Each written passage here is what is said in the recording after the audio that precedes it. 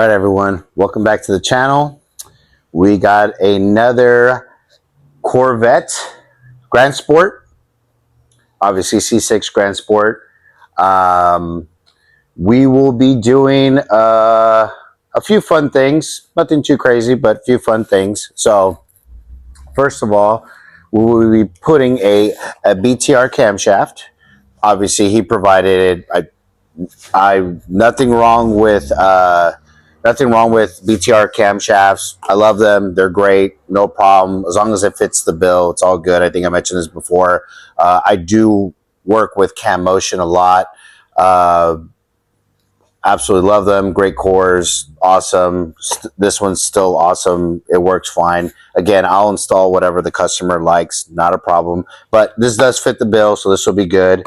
I think he ended up getting us a stage 3 cam. So we'll be doing that. And we're doing some Johnson lifters. Now, these are going to be link bar lifters. So link bar lifters. So we're going to have to measure for push rods, all that good stuff. And we'll be also doing, essentially what we're doing is heads and cam. The car already has headers on it, so we'll be pulling those off. It does have an upgraded crank pulley, which we'll be pulling that off as well. And we'll be reusing that because he had a harmonic balancer issue, which is very common on these cars. A harmonic balancer, very common on these cars, very common on C5, C6s. All the C7s, no problems, no issue. It does have a different design. But anyway, we'll be doing essentially heads and cam without doing heads and cam, but the heads have to come off. So we'll get those cleaned up. We're going to do trunnions, valve springs, timing chain, all the good supporting mods. And we will be putting head studs on this because he does want to do a blower down the road. So this cam was originally, he was just going to do this cam and this and that. Now, I like to do cams that are more blower friendly, but as I've proven in the past and I've done in the past, NA cams do just fine with a boosted setup. Now, the reason you're saying, okay, NA cam, boost cam, whatever, right? So the technical part of it, I won't go into really technical cam specs and all that stuff. I won't bore you with that. But basically, usually on a positive displacement blower, so root style blower, you want the LSA around 118, just so goes technical stuff. But usually you want to set those up around 118. On a centrifugal supercharger, so belt-driven snail, so to speak, or belt-driven turbo, the power band on those are completely different. So it's more of a linear power band than a root style where it comes up and goes over. So the lobe separation usually on that, I want to be in the 117, 116, sometimes even 114 is perfectly fine. Turbo setups, usually want them like around a 115, 114 just because of this exhaust design, things like that. But, there's a lot of, we can go into a whole debate on lobe separations and cam specs and what works well with these things and go into the technical aspect of it. I know what works over years of experience and years of just seeing and building and putting combinations together and see the outcome. And I know what works. So I told him, hey, the stage 3 cam, not the end of the world. You're going to get the nice chop, it'll make good power NA while he stacks his chips on the side. And then we're going to do an A&A kit. We might end up doing a YSI on this bad boy. This is a dry sump deal. So these are actually hand built. If you didn't know that, the dry sump LS3s are actually hand built. I think they have a tag on them. I'll show you that later. They do have a nice crank in it. They do have the nicer rods. They do have nice components. And as we did with Mike's car, on Mike's car, we ended up putting a YSI with the flip drive and making over 1,000 rear wheel on a stock bottom end.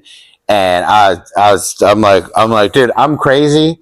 I'm down to do crazy too. So let's do crazy. So we did crazy. It turned out well, no problem. So anyway, it's an NA cam. It'll work perfectly fine.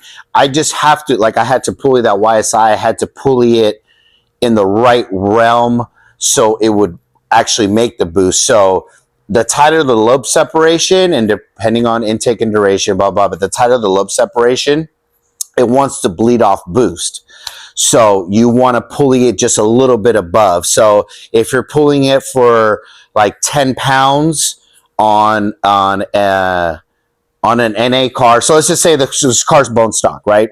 I'm sorry, we're going into technical. It'll be quick, but let's just say we just put 10 pounds on this car, right? 10 pounds of boost, has headers, whatever, stock cam, 10 pounds of boost. We put a boosted cam, it'll actually keep about the same pound of boost, 10 pounds, but it'll gain more power, right? Efficiency. If we do an NA cam, same pulley combo and everything, we'll probably drop 2 pounds, pound and a half, depending on the cam, we'll drop in the pounds, and we'll still make power. So the best of both worlds is you could put the NA cam, but pulley it for those, to get those 10 pounds back. So you want to pulley it for 12 pounds when you do an NA cam. So then we get the 10 pounds. So we get the power and more power because, again, efficiency, overlap, blah, blah, blah. But so anyway, that's what we'll do with this car. We're going to put it on E85. We're going to do an A&A kit. A&A low side, all that stuff. So this will be really nice. It's pretty much a virgin. He had headers put on it, not a big deal. But other than that, it's going to be her first time, me getting in there. So I will be gentle. I will be nice. Take care of you. So we're going to go ahead, wrap the fenders, clean everything all up, get everything prepped, and then we're going to start tearing it down. Hopefully this intro wasn't too long. So sorry, but let's get to work. Let's go. So it's the next day. Had to finish some other stuff on that ZR1, some more diagnostic stuff. But anyway, got her racked, wrapped, started tearing her apart. This is kind of where we're at with her right now. Got the headers unbolted. I got to pull this off because of the dry sump. Once I pull the dry sump, I'll be able to pull this header off. I already got that header out. I already have my rock arms ready to go in my chingadera box. So I'll take them to the back at some point and press them out, put the CHE trunnion upgrade on there. What else? Oh, and I think the one thing that we were talking about was that these vehicles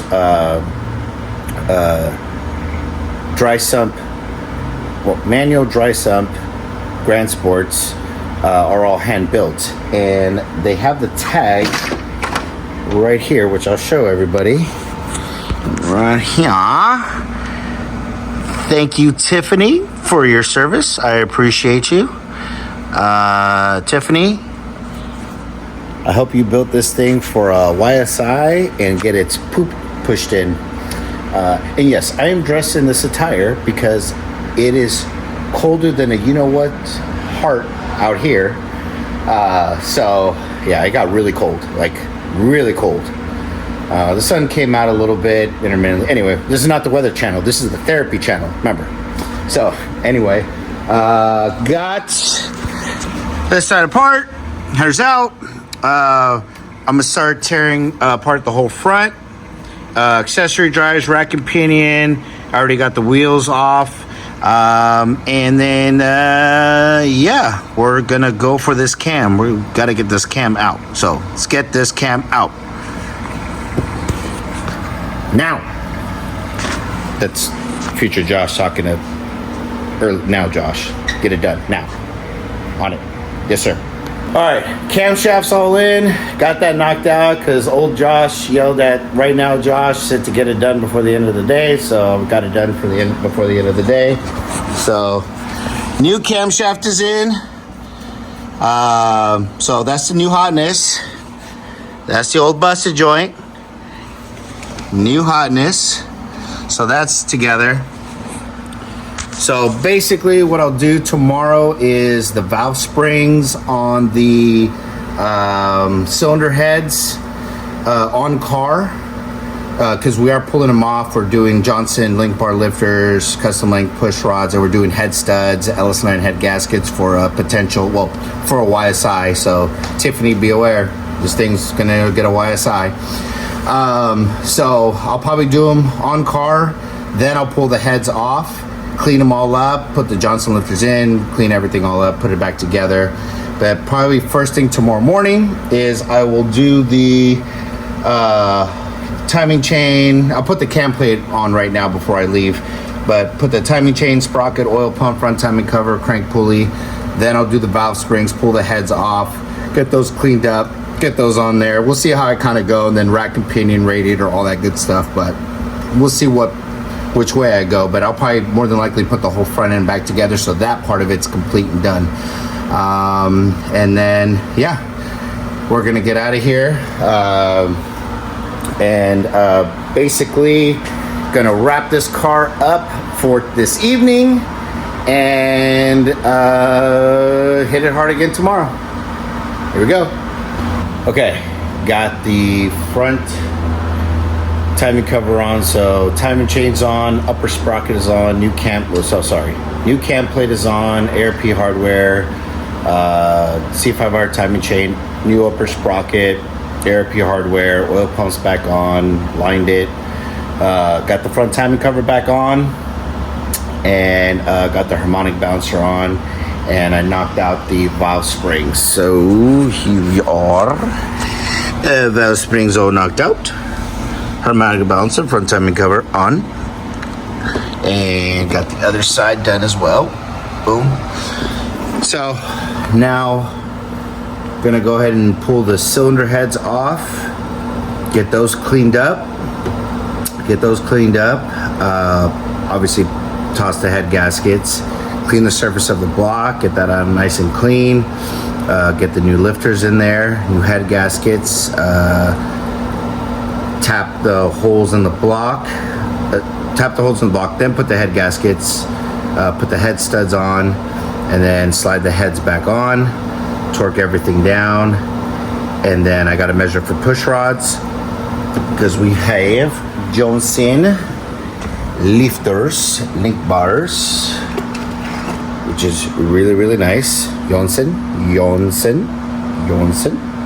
So gotta measure for those, and then order up those push rods. Gotta do the trunnion. I'll do the trunnion obviously before I measure push rods, because that might mess with the geometry of the push rod length. So get that done, and then yeah, we'll keep trucking from there. And we still have coilovers to do also, so this is kind of a big project-ish, so a lot of stuff, but getting it done. Yeah, so now to pull off these cylinder heads, get cracking. All right, heads came off, cleaned them all up, so they're prepped, ready to go. Got our head gaskets ready to go. Got our excuse me, Johnson link bar lifters in. Head surface is clean. Head studs are in. Now, time for head gaskets, cylinder heads, do the trunnion, measure the push rod, and get these push rods ordered up. On to the next. Okay, so last night, so yesterday I ended up doing the trunnions, measure the push rod length. I totally forgot to film that, but that's definitely something I'll do on one of these episodes on how to measure push rods. It's better if I do it on out of car. It's a lot easier that way. But basically roll the camshaft or roll the engine over a few times, put 2 push rods in there. Once the intake and the exhaust go down, there should be like a dead area, and that's you're on the back side of the lobes. I'm doing this quick in layman terms. and then basically you put your pushrod length tool checker in there. Mine is spring loaded, which makes it really, really nice. So basically you torque down the rocker arms to 22 foot-pounds. You can push down, make sure there's still some slack in the spring. You lock it in place, untorque the bolts, take the measurement, put it in I put it in my phone, put the measurement there, next one, spin the engine, next one, next one, next one, next one. And then basically you get an average overall. For the most part, with the stock rock arms, they stay pretty well within their tolerances. Roller rockers are the ones that vary a little bit more, or cars with high mileage too as well, because of the valve tip might be worn down too. A lot of variables. But you pretty much get an average of what it is, and they send you a little chingadera with your deal. So basically what this means is 0.035 give or take 10 thou. So basically I come up with an average, and I make sure they're within 10 to 5 thou of each other. I add the 0.35 and then kind of average everything out. And everything is within 10 thou. If everything is within 10 thou, we just go with one pushrod. If one is like 25, 30 thou out, then that one needs a longer pushrod. And or you need to see what else is wrong. Is the valve tip completely gone? Is the valve tuliped? Is something else going on? So you verify that. So your measurements will come off sometimes a little weird, which is fine. Just reset the tool, put everything back together, spin the engine over again, and then take the measurement again. And 95% of the time you get the measurement you're supposed to. It's just you probably weren't quite on the backside of the lobe. So it definitely takes a few hours. A lot obviously easier on an engine stand, but it does take a few hours to do. Anyway, got that done, got them in. So we ended up at a 7.550. That's where we ended up. So got those next day aired from Summit, not Japan, and got those in. So got the headers on, rocker arms on, CHE trunnion all done, all nice and lubed. My OCD, remember, with my clips all facing the same direction. That's just my OCD and obesity. So everything's already torqued, good. Headers are back on. Got to put the steering shaft bolt on. The steering shaft's already back on. So basically, I'll probably do spark plugs, wires, valve cover gaskets, then put water pump, coolant crossover, chingadera, and then belts, intake manifold, and we'll get this thing fired up. I just have to flash the tune from Jason, which he sent to me last night.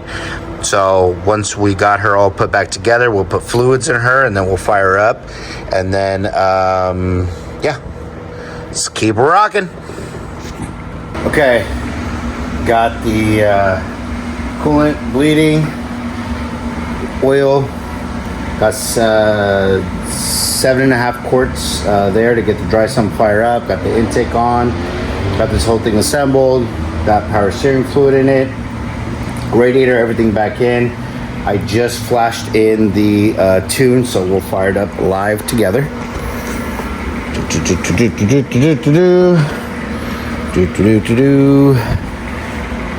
Okay. Big guy, small car. All right.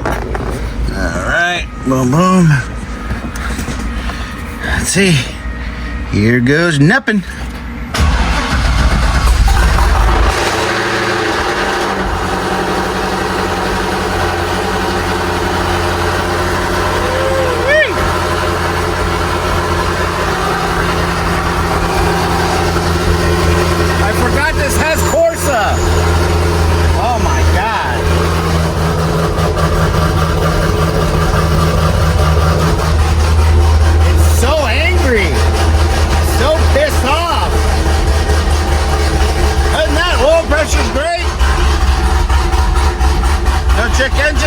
Chapin! My Chapin! Yeah, buddy.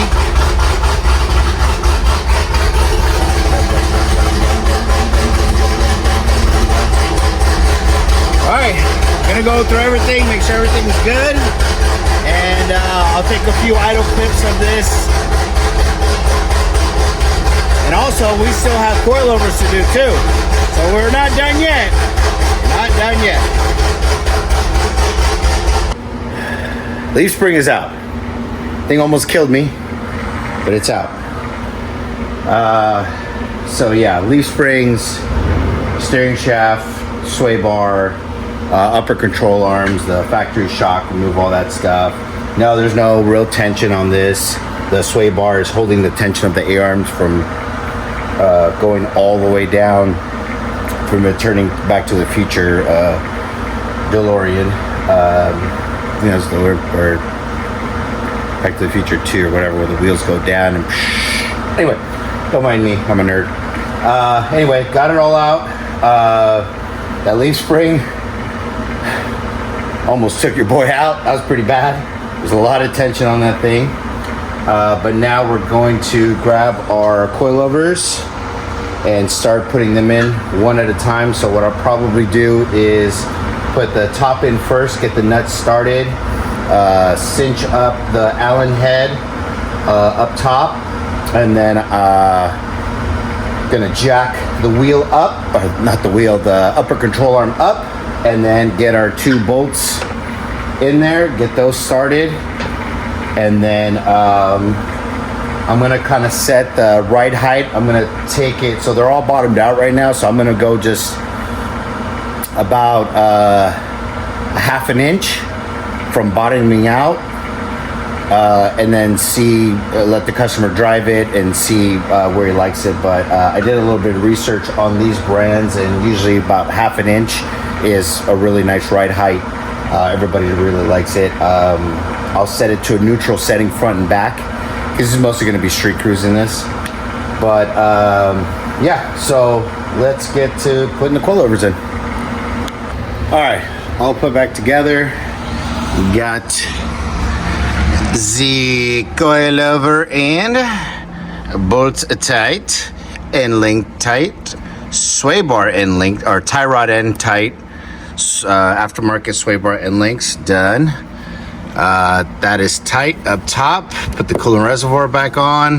Got the ABS sensor all back clicked in. So sway bars all the way back up. That's all tidied up. So that's done. Now to move on to the back. Whew, hopefully that leaf spring doesn't try to kill me too. Well, this leaf spring didn't try to kill me. Doesn't have as much tension as the front one. The front one, man, that was scary. Would have been funny to catch that on video. Anyway, got this all taken apart. I got that one still hanging there. Got the leaf spring out. Leaf spring's down there. So now I'm going to swing this thing back in, get our coilovers preset for height and adjustment, and then we're gonna start putting everything back together. Yay, good times. All right, got it all done. I'm tired. That was a lot of work, but it got done. Got the end links on, that tight. Got the coilovers on, everything's locked tight. E-brakes back on, tie rod ends locked down. Calipers done, upper control arms are tight. Same thing over here. ABS, all the good stuff, coilovers, everything's tight. Got these little low sensors on, or the level chingaderas. Anyway, got that all done. End link on this done. This is all torqued. That's all torqued. Caliper, I never took this one off. That one's all torqued. I always put these brackets back on just in case, because I've had customers lose these in the back and they're putting it back to stock, or they're selling the car and they can never find these, and these are hard to find sometimes, so I just put them back on the car all the time. Just good good practice. Axles are all back in, nice and tight, nice and tight. So now that that part is all done, got to put the wheels on, bring it down, torque them, and then we'll do some idle clips. Appreciate you guys watching. Take care. On to the next car.